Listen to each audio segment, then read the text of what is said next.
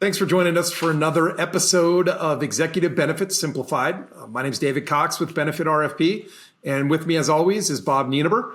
And today we're going to dig into a topic that's near and dear to both of our hearts, but companies where they don't offer anything in the way of non-qualified deferred compensation or other executive benefits. And these folks were highly compensated employees, executives, things like that, high paid folks who work for companies that don't have a formal strategy in place, but they want one. So how can HCEs open the conversation internally to nudge their company in this direction? And I think a couple things come to mind first. This type of a conversation, really, it's not about a perk, I think, as much as a talent strategy. I mean, all companies right now are out there competing for a limited pool of really high level employees to help move their company forward, not just in the short term, but also in the long term. And, I think it's about keeping top performers aligned with the company's long-term success. So it's not a selfish conversation as much as a self-preservation conversation from my perspective. I think, frame any sort of a conversation you have around business goals like retention, tax efficiency, competitive positioning. All these things are important. There are a number of industry surveys. You can go out and Google this type of information. You'll come up with a number of surveys that bear out everything we're going to talk about today. So, Bob, when you think about this, I think, a couple questions I think we should try to address. Who should these folks open that conversation with? Who should they approach to talk about executive benefits with? And then how do they bring it up? Well, I think when you're talking about executive benefits, a lot of times companies will say, we want to treat everybody in the company fairly, so we don't want to put an executive benefit plan together for a select group. You're really not doing something for a select group by the true definition, because what you're doing is you're restoring values that the select group has to deal with that the non-high performance or non-high incomers have to deal with. In other words, the IRS puts limits and restrictions on things like 401ks. If I'm younger than 50 years old, I can put away 21 grand into my 401k. So if I'm making $50,000 a year, then I'm saving enough money for my retirement and those types of things. But if I'm making $600,000 a year, I need to be able to put away, the same 20%, if you will, or 30% or 40% that everybody else can do. And I can't do that in a qualified plan. It's too restrictive. And so opening up your operation for a non-qualified plan now enables those participants to simply defer the same type of percentages that everybody else, the rank and file, can put away. The other thing, and I think you said it perfect, David.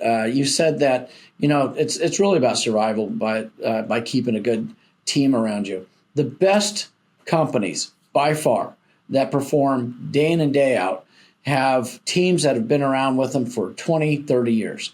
And it's because they all understand the culture. They all understand what direction they're going. There's some great things that they do together. They can almost read each other's minds. And to add on to that, I think losing one of those key people can completely transform a culture in a negative way. Oh, huge. It's keeping that team together. Yeah, huge. Yeah, if you lose a CEO, for example, your culture is absolutely going to change. And you're going to lose people, you're going to lose clients, you're going to lose a lot of revenue. They say, and this comes out of the HR industry, it takes 2 to 3 times total income to replace a lower ranking HCE. And so if you're paying somebody, $200,000 a year, and you lose them, it's probably going to cost you $500,000-$600,000 to replace them, because one, they're most likely going to take off with some of your clients. They're most likely going to need a lot of training to come into your new organization, which is not going to be quick. It's not going to be easy. There's recruiting fees. There's ongoing dollars that are attached to that. If you lose a CEO, and let's say a CEO is making $1 million a year, if you lose a CEO, it's going to devastate your company most likely. And on top of that, it's going to cost you somewhere around 7 times to replace them.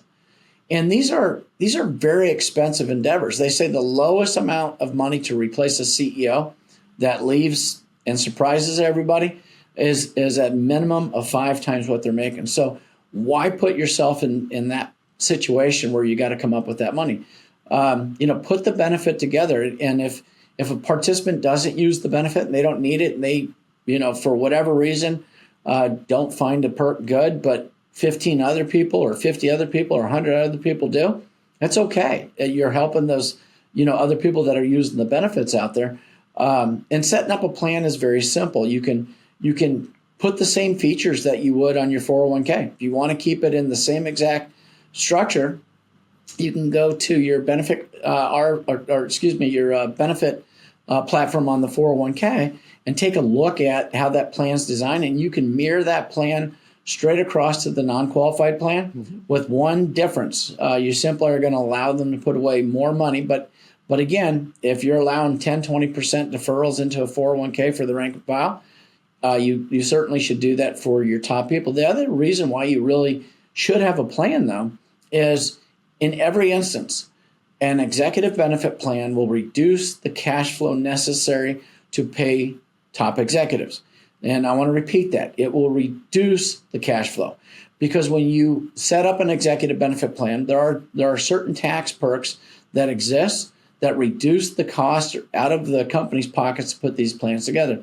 On top of that, when a plan is funded properly, it will produce a potentially tax-free asset that the company can use that will grow over the amount of the value of the liability. And so from both cases, reduction of negative cash flow and an improvement to your bottom line profitability from a company, these are huge opportunities for a company to get in. That's why executive benefit plans, whether you're a small, mid-size, or giant company, that's why these are the most commonly used perks that are out there. Is you can design it to meet your needs, however it may be. You can build it so it builds a profit. You can compare all the funding vehicles that are out there. We do that using our proprietary software that compares every funding vehicle that's out there. And if you already have a plan and it's not performing right, you can reach out to us for an audit. But at the end of the day, these plans should always be fun. And a participant, like David said, they're not going to tell you that they're leaving. If you're lucky, some people will say, yeah, I don't like our benefit plan. But when an owner comes to us or a senior executive comes to us and says, we just pay our people great, the rest is up to them. Yeah. It's not even fair. If I've got employees working for me in Texas and I have employees working for me in California, well, the people in California, even if my job is getting paid the same on both states, the people in California are automatically being penalized because they can't take out as much from that company because of tax issues. And with these plans, you can bring parity to all your employees. Doesn't matter what state they're in. It gives them the ability to really construct a program that gives them the peace of mind that I'm going to have enough money for retirement. I'm saving money on taxes today. I'm doing all the right things, and my spouse is happy because I have a great job while I'm here. But also when I retire, I'm going to have plenty of money, and they can see that. So these are all very, very real conversation pieces about making benefits really fair for everybody in the company. Yeah. Yeah. And I think, part of this too is, timing, like the time to bring this up for an HCE should really not be in an exit interview. Think about, during compensation performance reviews, the annual review season. I think that's a great time.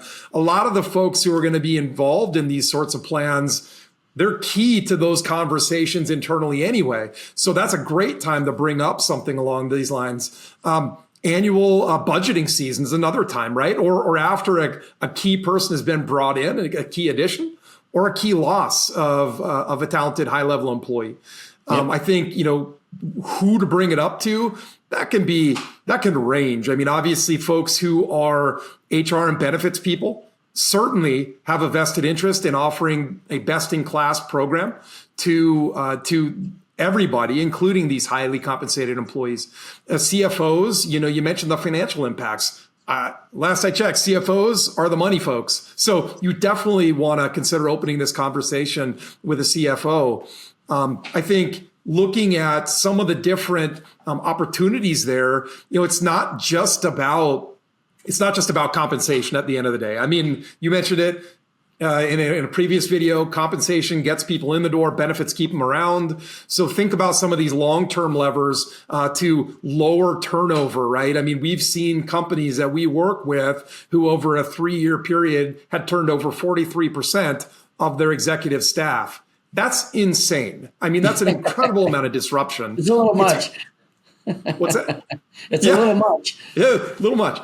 Now we help them fix that, but the point is that you can see that kind of tumultuous environment, and that doesn't help anybody. Certainly the folks who are hanging on, who love their job, love the company, they want to be there till they retire. Don't be afraid to open up this conversation. It's like I tell people, the worst they can say is no, right? So ask the questions. Open up the conversation. You mentioned the smarter tax timing and planning. I mean, the benefits are multifaceted and they affect everybody potentially differently. So somebody's early in their career, they may not be necessarily worried about some of the benefits like life insurance and things like that. They might simply be looking to save more for the future. They might be looking at some of these other aspects because of where they're at in their life. Whereas somebody late in their career who maybe hasn't been able to save enough in a 401k, suddenly they're staring at the realization that I don't have enough money to retire. And so they're looking for a place just to plug away money, or potentially they've got a lot of other responsibilities and they're looking for the company to provide some additional life insurance or disability so their plan doesn't get thrown off track. Right. Yeah, and it really does bode well with the conversation. If I don't have benefits and I pay people good, I'm still going to have a lot of turnover. And why invite that conversation into my office to begin with? Let's eliminate the conversation. Let's make it a fair playing ground for everybody. Yep. And let's do it in a wise way so that it actually helps the company, reduces the negatives like the cash flow and those types of things. So, all those things are good things. And you're right. You have the conversation before somebody's going out in the exit interview telling you, why they left. And keep in mind, as we wrap up this session, you don't have to do it on your own. We certainly are trying to arm you with the information you have so you can open the conversation. Reach out to us. We'd be happy to help you figure out how to frame it, when to approach it. Also, we'd be happy to have that conversation on your behalf. If you're a decision maker and can get us in the door to open up that conversation, that way it takes the kind of the spotlight off you. We would be happy to take part in that. So just reach out. We should have our contact information for you, and we'd love to have that conversation with you. Thanks for joining. Thank you.